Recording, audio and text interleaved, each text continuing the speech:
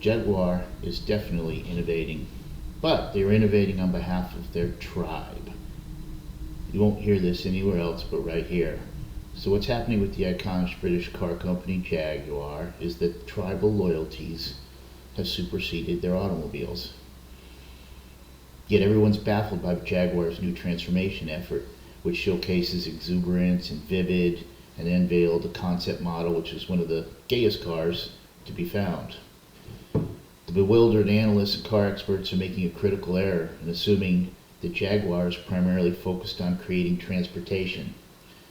But if you listen to Jaguar leadership, they're telling you and showing you what they're really focused on. They're embracing the culture war, and instead of breeding transformation about transportation, they're first and foremost supporting their tribe and LGBTQ plus efforts.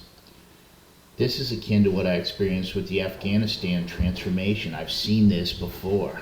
In Afghanistan, we failed miserably, by the way. In Afghanistan, the Western powers, the United States, France, UK, almost all of us building the army, we assumed that the troops we were recruiting were loyal to Afghanistan.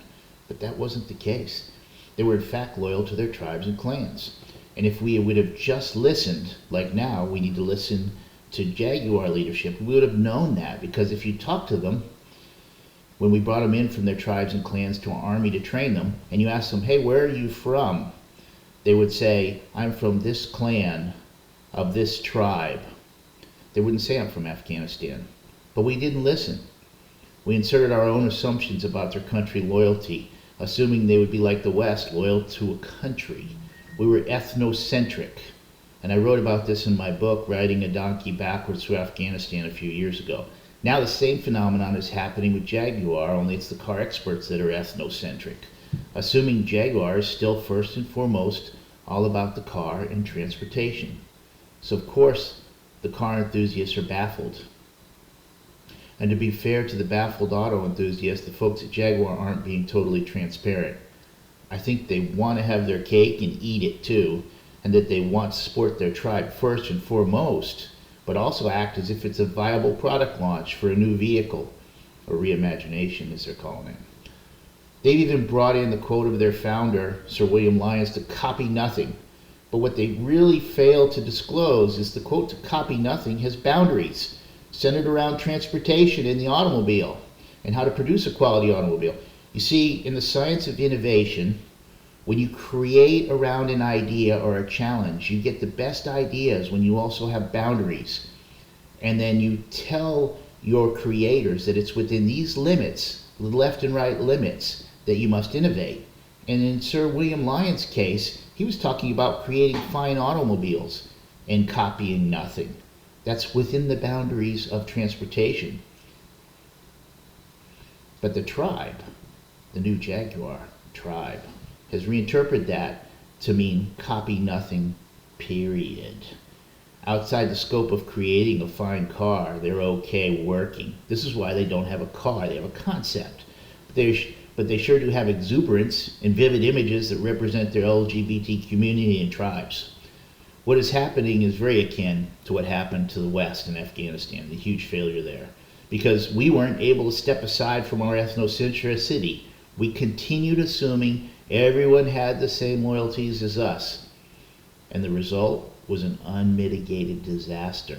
We failed miserably, and when the army was pushed to fight, it folded. And all of our soldiers went back to their tribes and their communities, the ones they were really loyal to.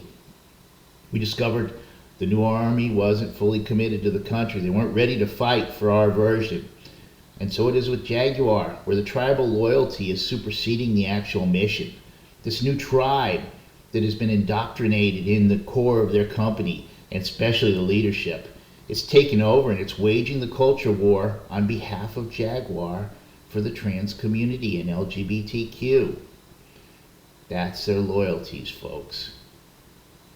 Now, you see them also waging war with their former traditional market of upper middle and upper class whites. With this new reimagining, not only are they forsaking their former core market, but they are also simultaneously able to attack upper class white males. This is not a mistake, it's intentional. It's great for the culture war and for their tribe. The people that stand to get the hurt the most in this case are the employees of Jaguar and those ethnocentric investors who are still wrongly assuming that the number one goal is to create quality, refined automobiles. I'm not saying the employees know what their goals are. They're inside the belly of the beast. Some of them have probably drank the Kool-Aid and they're in the culture war, and some of them are probably very miffed. Very, very miffed because they see the direction is not a good one for the automobile. But these will be the people that lose, the employees, the investors. However, the LGBTQ plus community has to be very happy about this, and they've notched a small victory in the culture war. They're indeed transforming with their new marketing tagline to live vivid. You see, it's all about the tribe. Just like in Afghanistan, the tribe is coming first. In this case, with Jaguar, they simply leveraged the iconic Jaguar brand to do so. That's my thoughts. Give me yours. Thanks.